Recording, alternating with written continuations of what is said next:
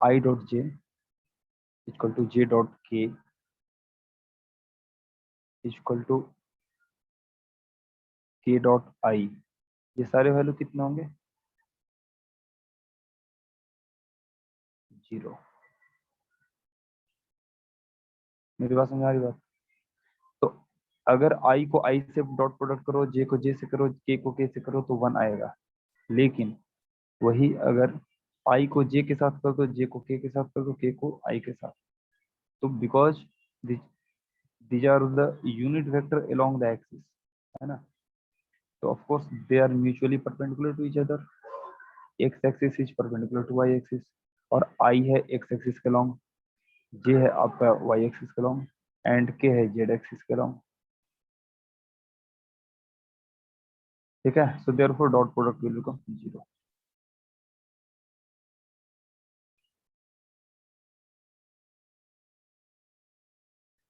Sir जो पहले करवा वो फिर से संभाल। क्या क्या क्या बोले, कौन बोले भाई? सर खुशी। ओए अच्छा बीच में आया तुम। एक बार आप लोग 8 बजे के करीब मैसेज देख लिया करो। पिछले वीक में इस चलते नहीं ले पाया, आपको पता नहीं, मैं मरते मरते मानो तो बच गया, बस यही जान जाओ, इतना सीवियर बीमार पड़ गया था। ठीक है, तो इस चलते मैं नहीं ले पाया, दैट वाज द रीजन। लेकिन अब चलो, अभी कंटिन्यू रहेगा MWF। ठीक है, अगर कुछ चेंज रहा कभी तो मैं बता दूंगा, लेकिन जनरली MWF में मैसेज भेजू चाहे नहीं, 8 से 8:15 के बीच में क्लासेस चालू होंगे। बहुत डिले हुआ तो 8:30, लेकिन 8 बजे के बाद आप लोग मैसेज देख लिया करो। 8 बजे तक मैं जनरली डाल देता हूँ मैसेज।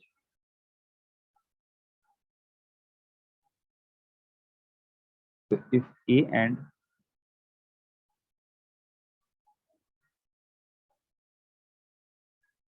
ठीक है, मैं जस्ट वीडियो तो रिकॉर्ड हुआ ही है, मैं जस्ट तुम्हें थोड़ा सा बता देता हूँ।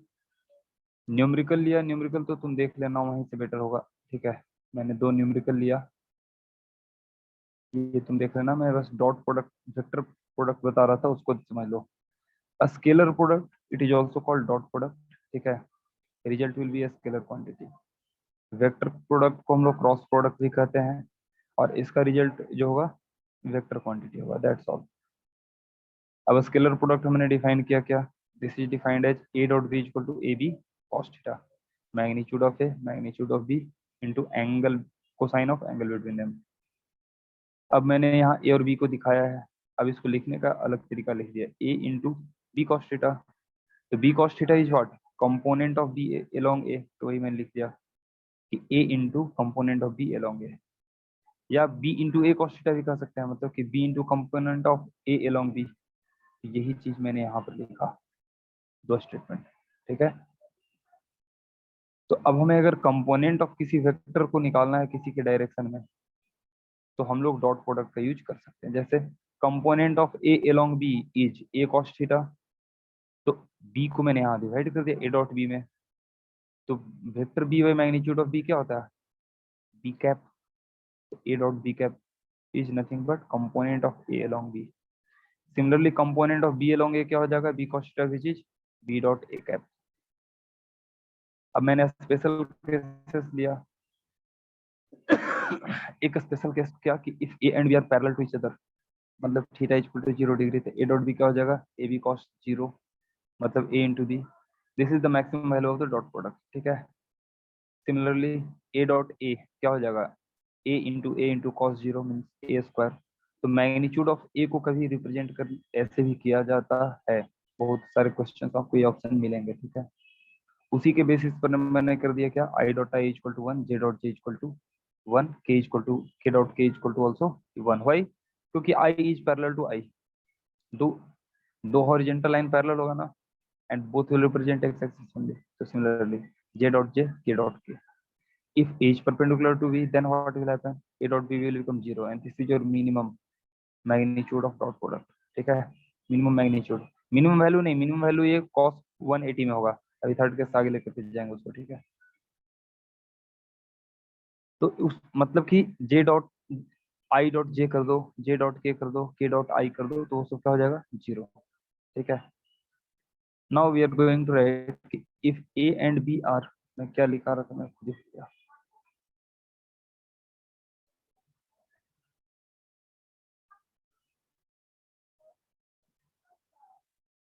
चलो थर्ड केस लिख लो।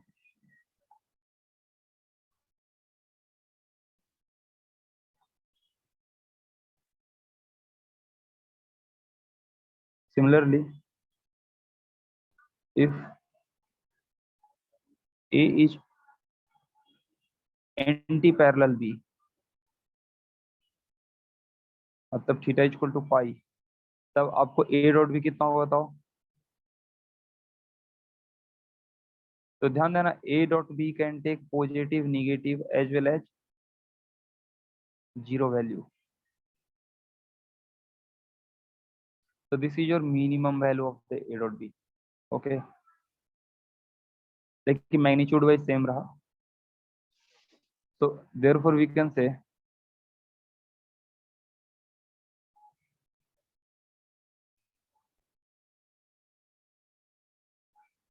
dot product can have positive, negative and zero result.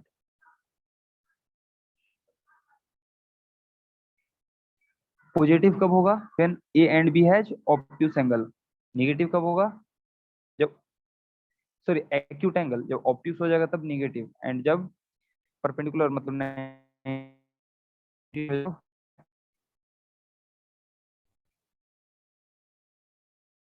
तो for theta less positive, theta greater then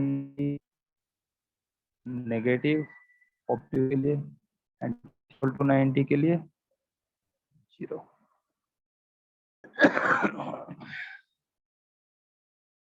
पढ़ा, A and B are given in their component form.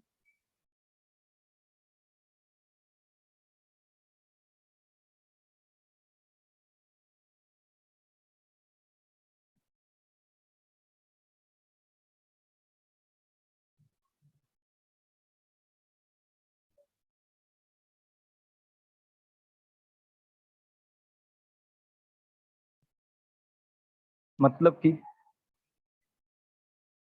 A आपको दिया हुआ है कंपोनेंट फॉर्म में A X I plus A Y J plus A Z K. B similarly आपको दिया है D X आई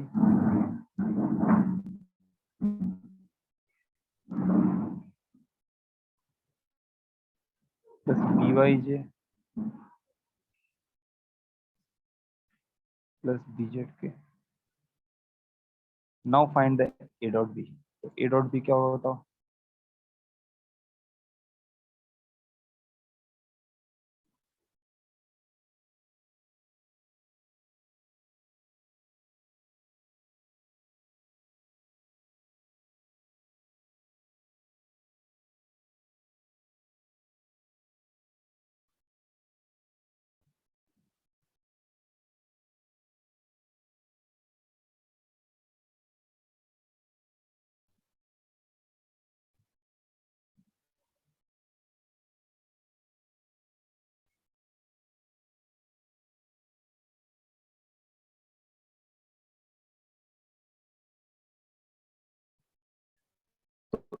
B को मल्टीप्लाई करो पहले, आई dot I one, A x को बी वाई से मल्टीप्लाई करोगे आई डॉट जे जीरो। सिमिलरली ए एक्स को बी जेड से करोगे आई डॉट के जीरो। मतलब ये ultimately plus A Z B Z. कुछ बात समझ में आया। हाँ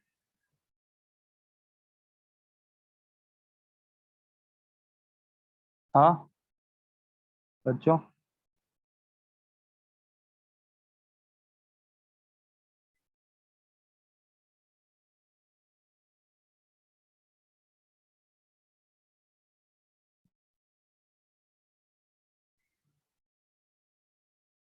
ये समझ में आया सबको कि नहीं आया?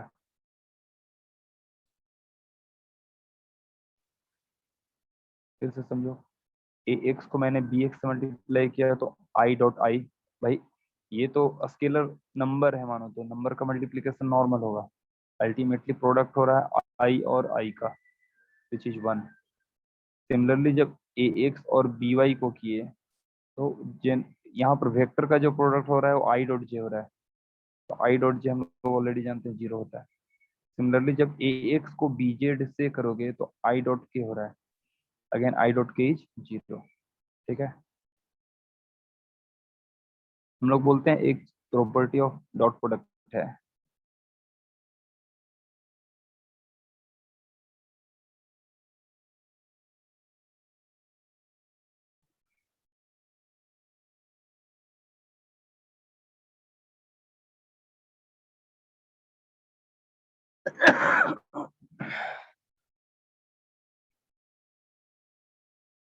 तो प्रॉपर्टीज ऑफ डॉट प्रोडक्ट, पहला बोलते हैं कि it follows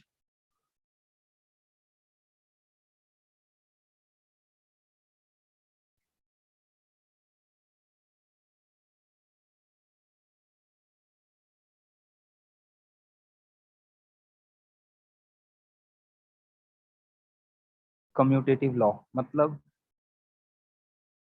A dot B is equal to B dot A. Order को रिवर्स कर दो, कोई फर्क नहीं पड़ेगा।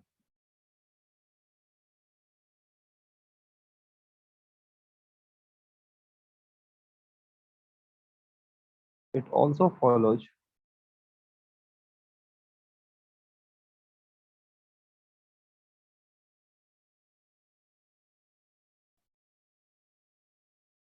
Associative law. मतलब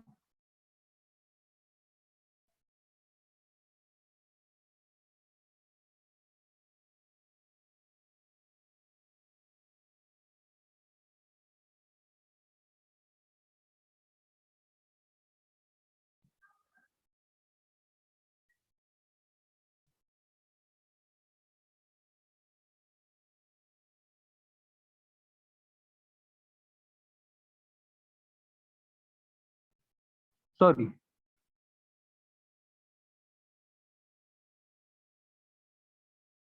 इसको डिस्ट्रीब्यूटिव लॉ कहते हैं। एसोसिएटिव लॉ इसके लिए वैलिड नहीं है,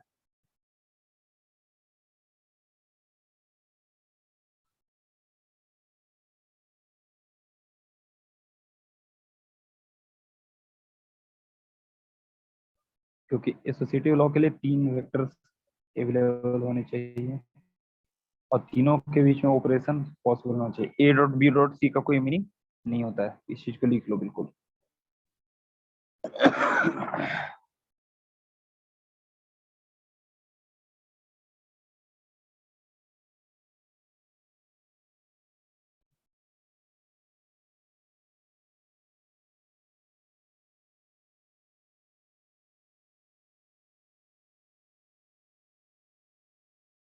मीनिंगलेस टर्म है।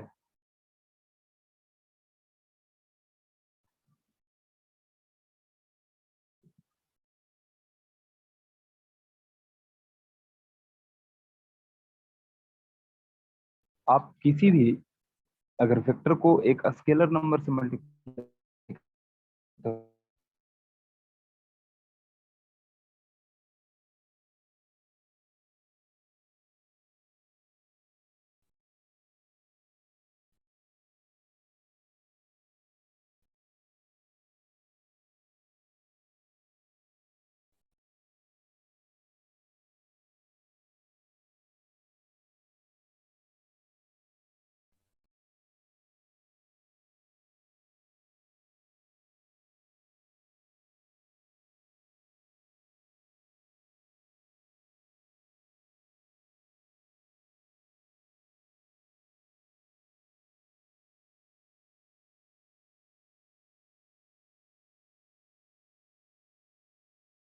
it will only change the magnitude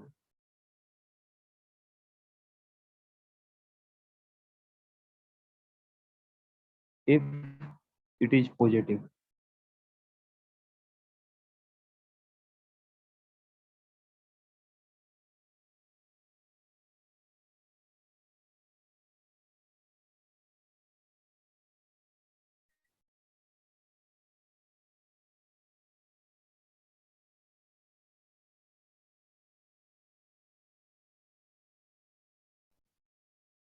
It will reverse the direction.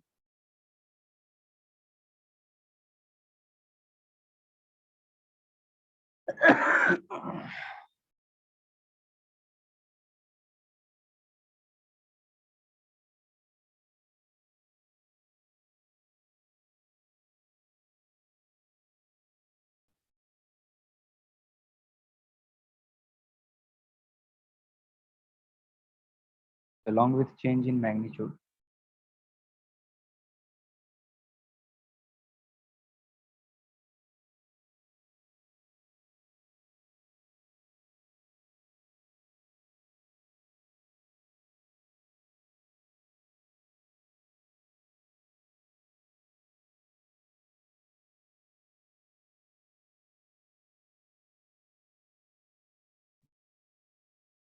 ठीक है, और ध्यान देना स्केलर से मल्टीप्लिकेशन में डॉट क्रॉस कोई वर्ड यूज नहीं होता, ठीक है।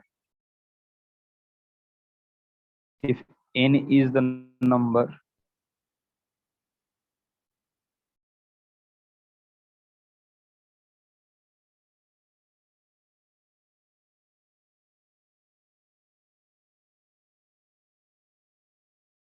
multiplied with वेक्टर a,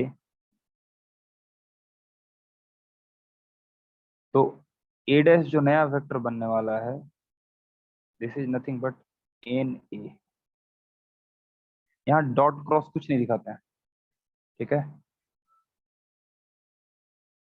और बाकी उसका क्या होगा ऊपर में मैंने बता दिया, रिप्रेजेंटेशन का ये तरीका है। ये डॉट और क्रॉस केवल वेक्टर वेक्टर के ऑपरेशन के बीच के लिए है, या वेक्टर स्केलर के लिए है, ठीक है। मतलब कि हाँ, वेक्टर वेक्टर के लिए ही डॉट या क्रॉस बना है, ठीक है। If you are dealing with the vector, vector scalar में हम लोग कोई साइन नहीं देते हैं। मेरी बात समझ आ रही है कुछ? Otherwise that term will be meaningless. चलो कुछ क्वेश्चंस लेते हैं।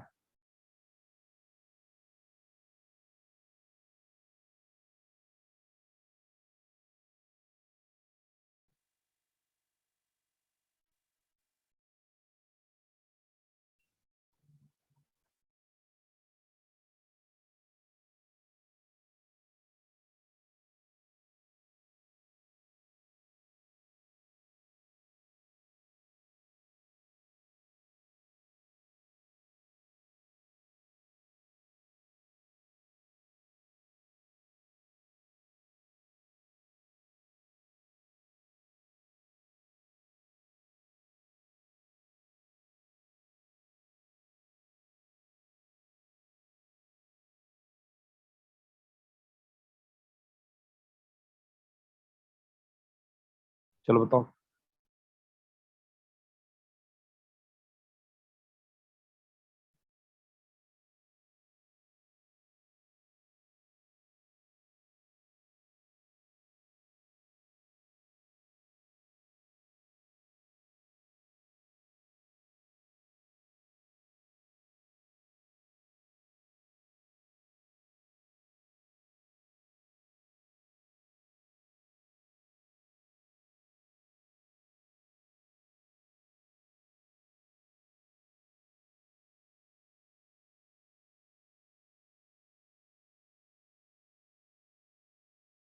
चलो बताओ क्या आएगा।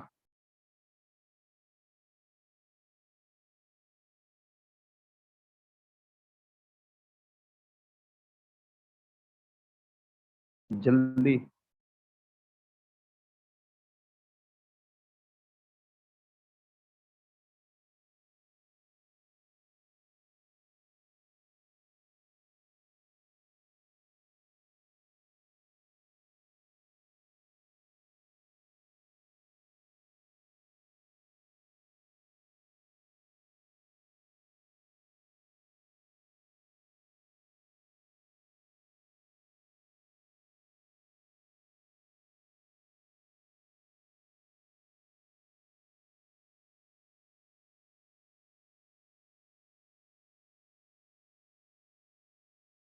इतना लेट लगा रहे हो यार, कैसे काम चलेगा?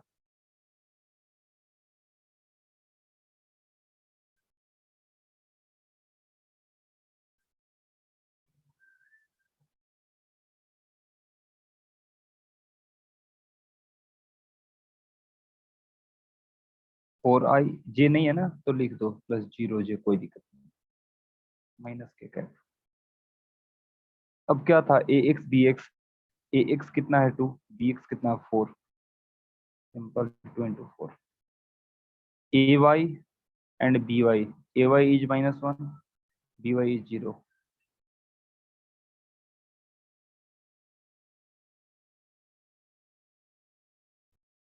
ए Z is 1, B Z is -1।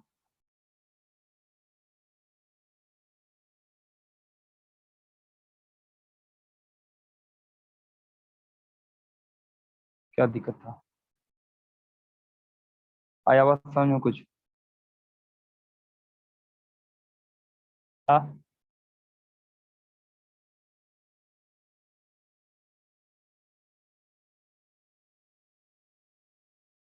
Second case, आपको मैग्नीट्यूड ऑफ ए दिया हुआ है 10, मैग्नीट्यूड ऑफ बी दिया हुआ है 6, और उसके बीच में एंगल 60 डिग्री दिया हुआ है। तो ए डॉट बी आपको पता है।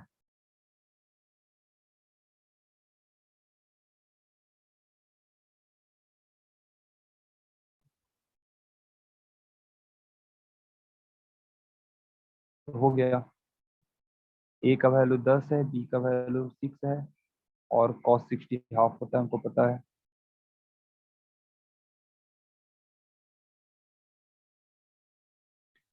अब इसका रियल लाइफ एप्लीकेशन क्या है?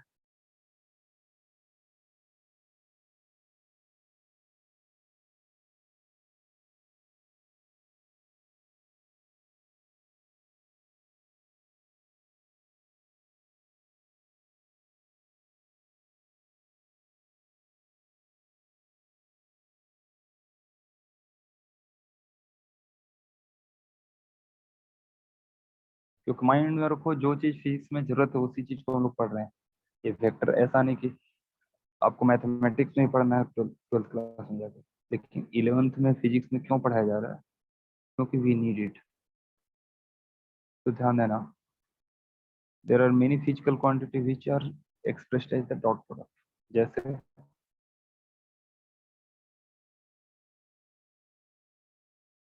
पावर का फॉर्मूला हम लोग लिखते हैं जो, this is F dot V, this called instantaneous power.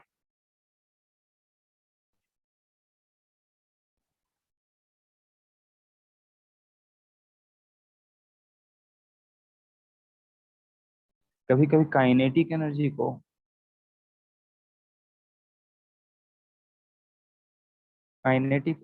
Half V dot V लिखते हैं, ठीक है।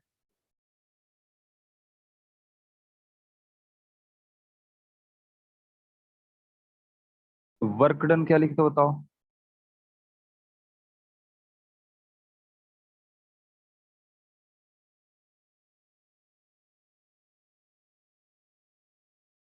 हाँ,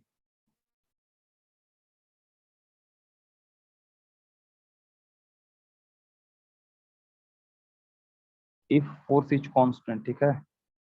ये क्या बोलते हैं, इफ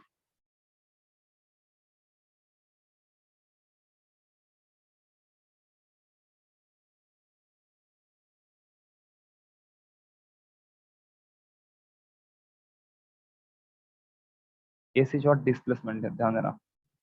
और ये अगर वेरिएबल रहता है तो W equal to integration of F dot D S कहते हैं, या डी आर भी लिखते हैं, ठीक है। S1 to S2 और वेरिएबल फोर्स।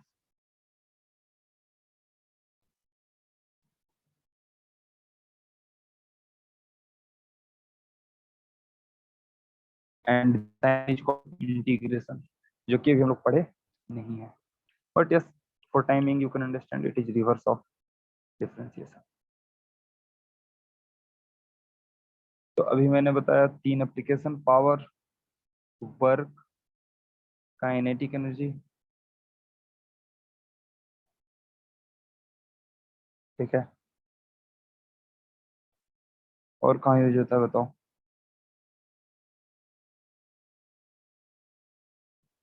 हम्म,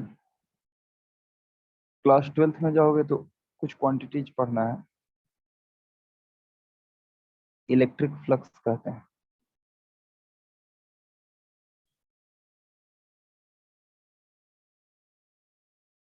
पाई से डिनोट करते हैं, pi E, and this is electric field dot surface area S.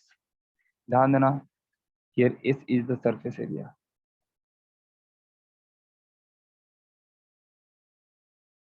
या ई डॉट ए कर दो, बेटर है,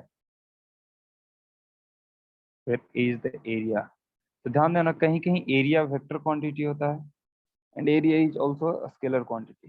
ये दोनों में आता है depending upon the time plus circumstances.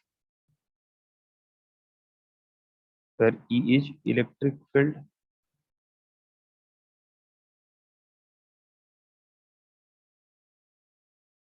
Strength of electric field बोलते हैं,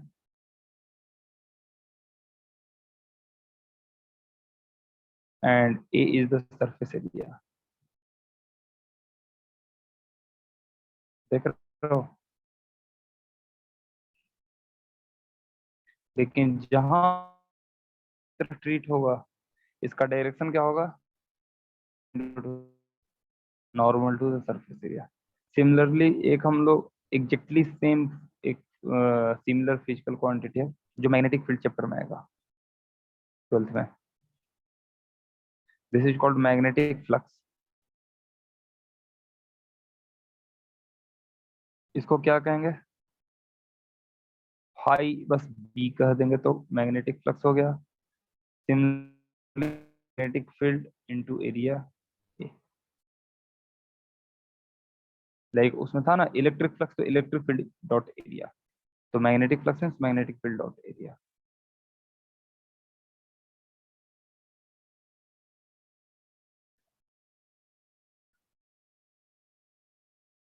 पोटेंशियल एनर्जी को कैसे डिफाइन करते हैं,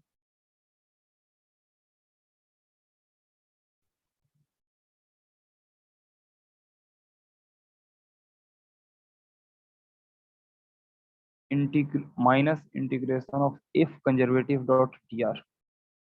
यहाँ भी डॉट प्रोडक्ट यूज होता है, ध्यान देना, इन्फिनिटी से आर तक हम लोग करते हैं। ये सारा चीज बताया जाएगा, आपको अभी माइंड में रखना है कि ये यहाँ डॉट प्रोडक्ट यूज हो रहा है। ठीक है,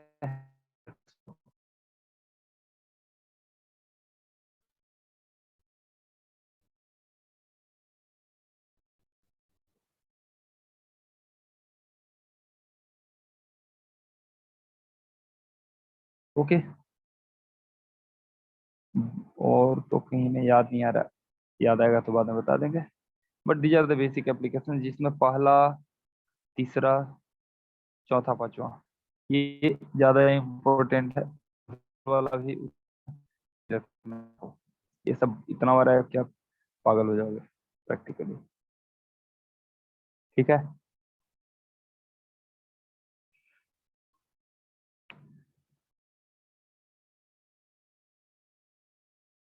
जैसे मैं कुछ क्वेश्चन दे रहा हूँ,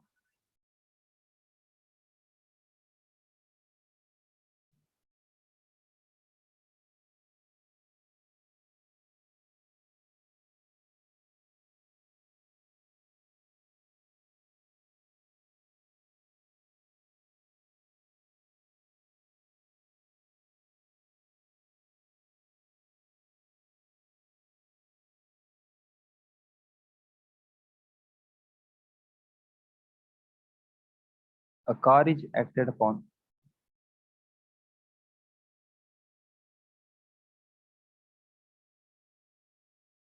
by a force of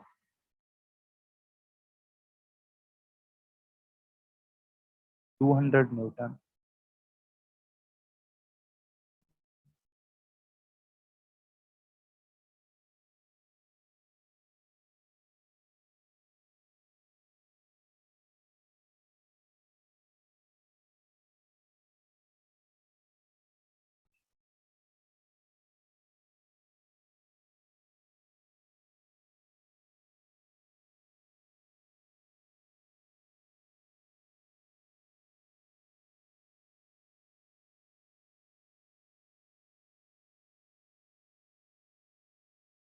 Okay.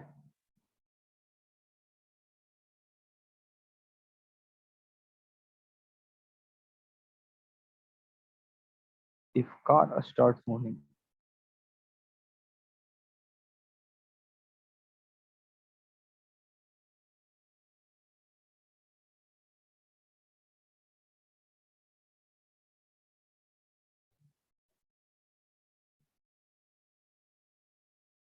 if car starts to move with a constant speed of velocity of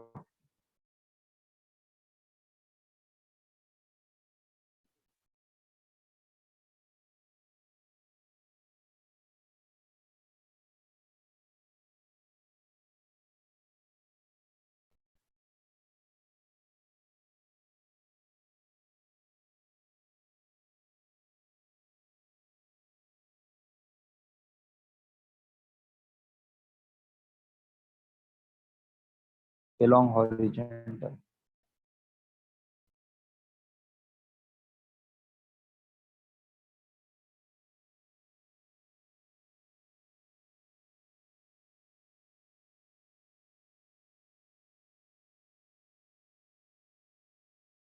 find the power delivered.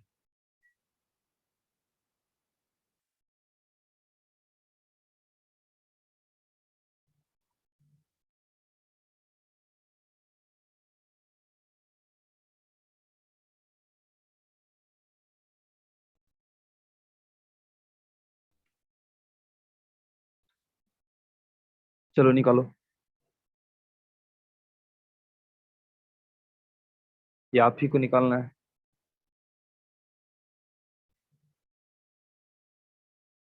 मैंने सारा कंसेप्ट ऑलरेडी बता रखा है।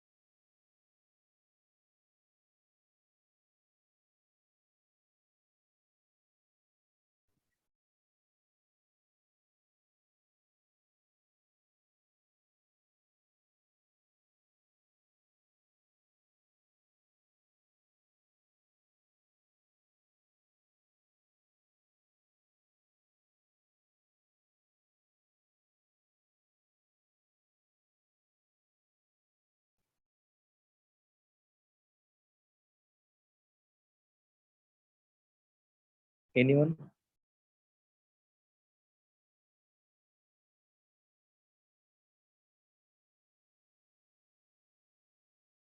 हम्म,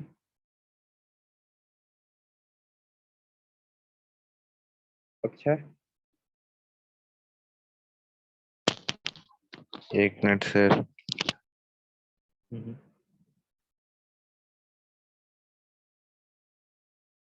सर नहीं आ रहा है।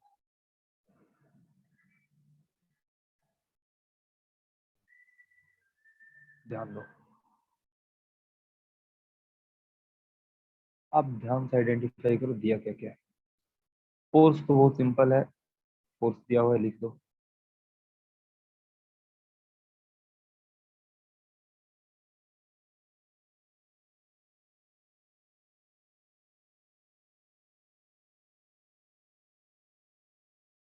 अब car starts to move with a constant velocity of 10 meter per second. Okay, at that instant along the horizontal. तो ध्यान दो, along the horizontal मतलब horizontal मतलब क्या, x एक्सिस। तो v की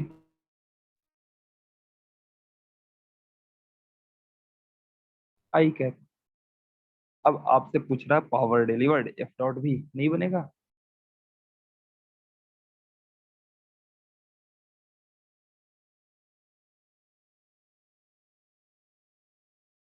केवल आई कंपोनेंट मल्टीप्लाई होगा क्योंकि जे और के तो है नहीं, जीरो हो जाएगा। मतलब 10 × 120।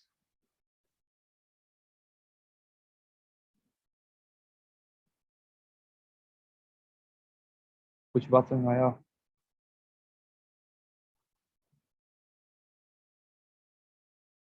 हाँ, यस सर। नहीं समझ में आया? समझ गए सर।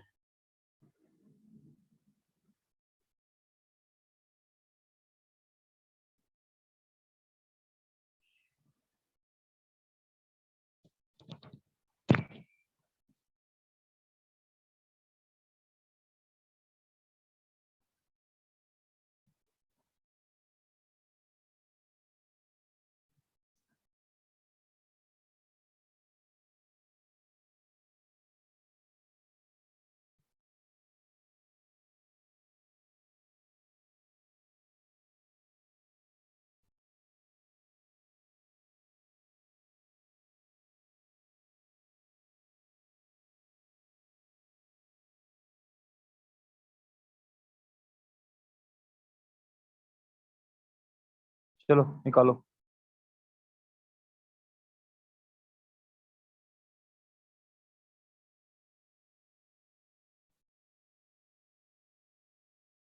इसको प्रोजेक्शन भी कहते हैं, कंपोनेंट को प्रोजेक्शन भी कहते हैं, ठीक है। तो दोनों सेम क्वेश्चन रहता है।